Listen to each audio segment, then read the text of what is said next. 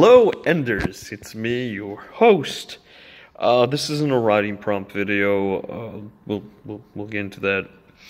But this is basically kind of like what I did for the 7 Deadly Sins video, a brief understanding of what we're about to delve into. We are going to cover the book series The Dark Tower by Stephen King. It is one of my personal favorite book series. I reread it every year. That's how much I love the books. And well, with that being said, I'm going to get into a little bit of the background and stuff in this video. It's like what I did with the history of the 7 Deadly Sins, so I encourage you to watch this before our adventure into the Dark Tower begins. It will be an 8-video series. It won't be a straight through like I did with the 7 Deadly Sins.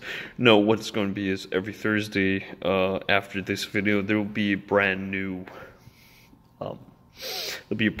tower video dedicated to one of the 8 books in the series. We will not be touching the god-awful movie that just came out that is a sin and atrocity to the fandom, almost is on the same level as Force Awakens or The Last Jedi was to Star Wars.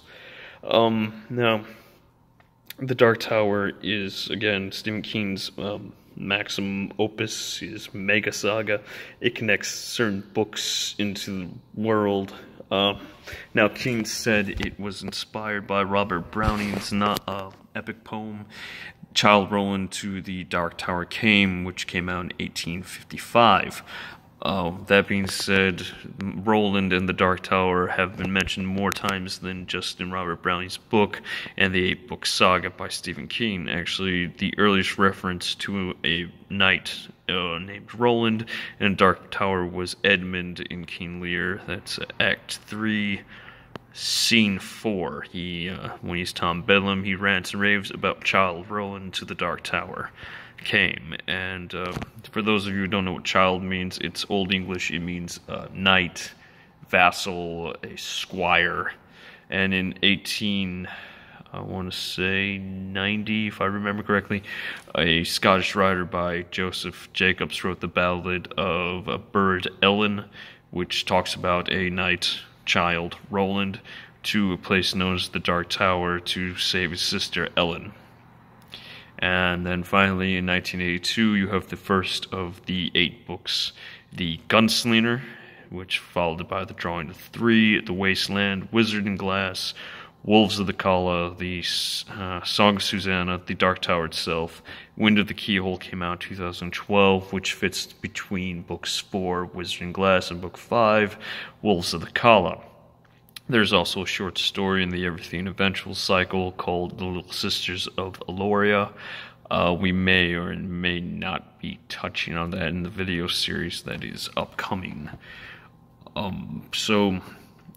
Basic rundown so you understand. Roland is from a parallel world that mirrors ours. They do have technology. Unfortunately, from what it's been alluded to, there may have been a nuclear war.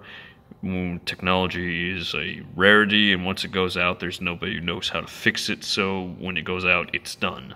Their machines were left over from what they call the Great Old Ones. Now, Roland's world was ran by the affiliation, which were baronies. The baronies united together. His father, Stephen, was the lead of the affiliation. The baronies fell in Roland's younger year, in his 20s, let's say about his 20s, with the rise of John Farson, aka the Good Man, led a revolt. The baronies collapsed, and Roland's society basically, and world that he knew, basically ended then and there. Roland is a gunslinger. The gunslingers in Roland's world are knights. Roland is the last gunslinger when we meet him in the Mohaine Desert. In the first book, The Gunslinger, Roland is pragmatic. He is inspired by Clint Eastwood's character in the Mouth No Name trilogy, or the spaghetti westerns. That's a fistful of dollars, a few dollars more, and The Good, Bad, and the Ugly. If you've never seen him, that's Sergio Leone. Check that series out. Roland, The Dark Tower, is also heavily inspired by Tolkien's Lord of the Rings series. King even said so. So, with that being said, Roland is a descendant of Arthur Eld. Arthur Eld in their world is King Arthur to us. His guns are basically the melted down sword Excalibur. And so, like I said, we meet Roland. He's going to be alone. And we'll get into the rest of it when the first video, The Gunslinger, comes out next week, next Thursday. I like you I like you guys.